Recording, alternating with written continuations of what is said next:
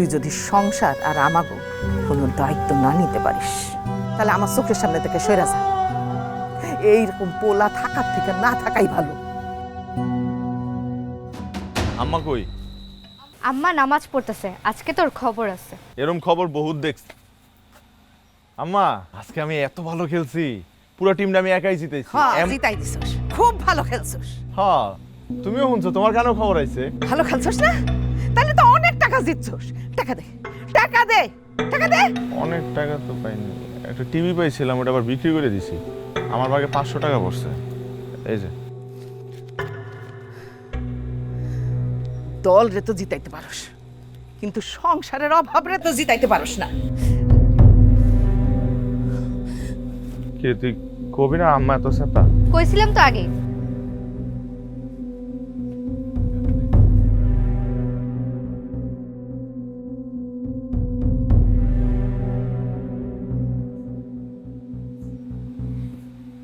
আম্মা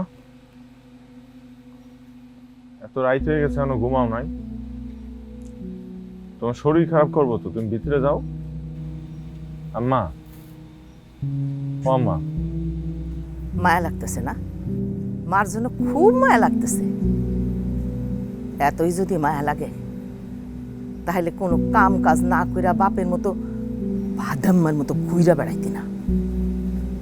প্রথম সন্তান যখন পোলা হইল কত যে খুশি হয়েছিলাম। ভাবছিলাম যে পোলারে মানুষের মতো মানুষ করব, আমার সব দুঃখ কষ্ট ঘুষা যাইব। তোর বাপ মইরা যাওয়ার সময় এই ভিটা মাটি ছাড়া আর কোনো কিছু রাইখা যায় নাই। না না, রাইখা গেছে, ভুল কইছি, রাইখা গেছে। অনেক পাওনাদার রাইখা গেছে, অনেক পাওনাদার। এই পাওনাদারে জ্বালাই দিনে রাতে চোখের পাতা আমি এক করতে পারি নাই। সবসময় ভয় লাগতো কোন সময় না জানি আমার ঘাট ধাক্কা দিয়া বাড়ি থেকে বাইর করে দেয়। বিয়ের সময় মা বাবা কিছু গয়নাগাটি দিছিল, সেইগুলো বিক্রি করে কোন রকম এই ভিটা মাটিটা আমি ঠেকাইছি।